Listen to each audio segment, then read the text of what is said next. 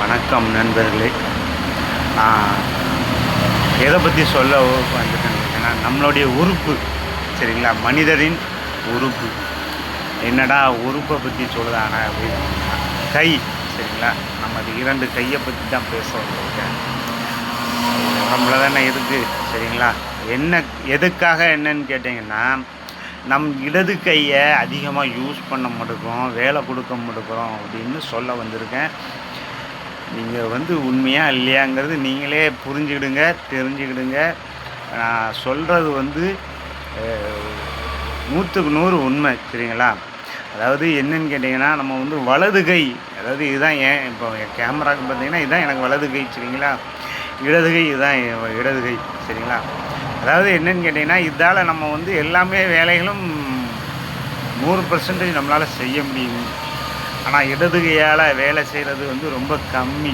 இத்தனை பெர்சன்டேஜுங்கிறது நம்மளால் சொல்ல முடியாது.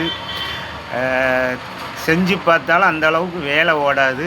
ஆனால் கையெல்லாம் நல்லா இயங்கும் சரிங்களா. இந்த கை இயங்கும், இந்த கையும் இயங்கும். எதனால் சொல்கிறேன்னு கேட்டிங்கன்னா, நம்ம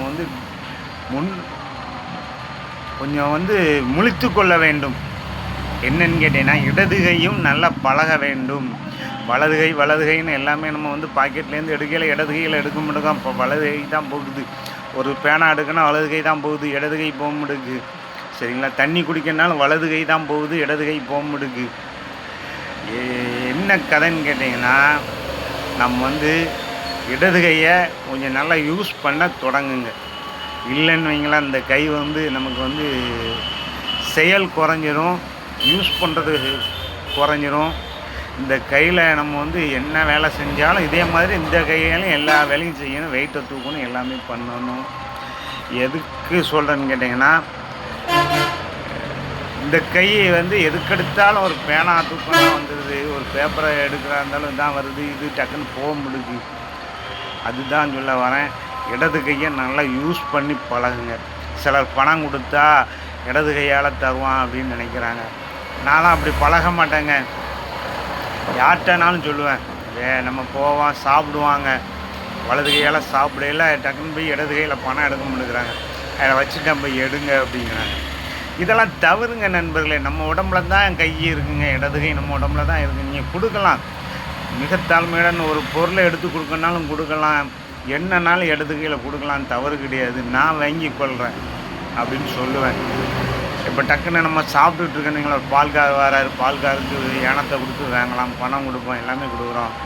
இதைத்தான் சொல்கிறோம். நம்ம யூஸ் பண்ணுறது இடது கையை நல்லா அதிகமாக யூஸ் பண்ணுங்கள். இடது கையை வேலைகள் குறைய குறைய குறைய நம்மளுக்கு இயங்குறது சக்தி இல்லாத மாதிரி தெரியுது. அதுக்கு தான் சொல்ல வரேன், வேறு ஒன்றும் இல்லை. இடது கையை நல்லா யூஸ் பண்ணுங்கள். ஒரு பொருள் எடுக்கனாலும் எடுங்க, ஒரு பேனா எடுக்கனாலும் எடுங்க, ஒரு ரூபா கொடுக்கனாலும் கொடுங்க. எதுக்குன்னாலும் இடது கையை நல்லா பழகுங்க. நான்லாம் எல்லாத்தையுமே சொல்லுவேன், இடது கையை கொடுத்து பழகுங்க, தப்பு கிடையாதுங்க. நம்ம உடம்புல தாங்க இருக்குது.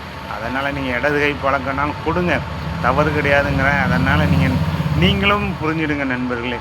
இடது கை வேலை கொடுக்காம நம்மகிட்ட அப்படியே ஒரு ஓரமாக இருக்குது. அதனால் நீங்கள் இடது கையை நல்லா கொஞ்சம் வேலை கொடுங்க, வைங்க. ஒரு துணி எடுக்கணுனாலும் டக்குன்னு எடுங்க, ஒரு பேனா எடுக்கணுனாலும் எடுங்க, தண்ணி குடிக்கணுனாலும் குடிங்க, பணம் கொடுக்கணுனாலும் இடது கையில் கொடுங்க, தவறு கிடையாது. இதுதான் என்னோட கருத்துங்க. நீங்களும் முழித்து கொள்ளுங்க அப்படின்னு சொல்லி தான் உங்களுக்கும் இந்த பதிவுங்க. நண்பர்களே, கடைசி வரை கேட்டதுக்கு ரொம்ப மகிழ்ச்சி, சந்தோஷம் சரிங்களா, ஆனந்தம். என்னடா இவங்களாம் சொல்கிறாங்களான்னு நினைக்காதீங்க. எனக்கு தெரிஞ்ச கருத்தை நானும் சொல்லணும், மக்களிடம் போய் சென்று சேரணும் அப்படின்னு தான் எடுத்து சொல்கிறேன். இடது கையை வெறுக்காதீங்க. நம்ம உடம்புல தான் எல்லாமே இருக்குதுன்னு சொல்லி தாழ்மையுடன் முடித்துக்கொள்ள. நன்றி, வணக்கம்.